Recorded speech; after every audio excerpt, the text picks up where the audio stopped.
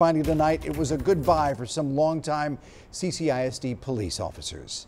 Lieutenant Suzanne Gonzales and Sgt. Edward Lerma were retiring after serving a combined total of 38 years. The officers were honored today during a special ceremony at Ray High School where they were given a ceremonial locked pistol. We spoke with Sgt. Lerma today as he said goodbye to his brothers and his sisters in arms. This department, my brothers, my sisters, are as much of my family as my Marine Corps brothers. I thank you.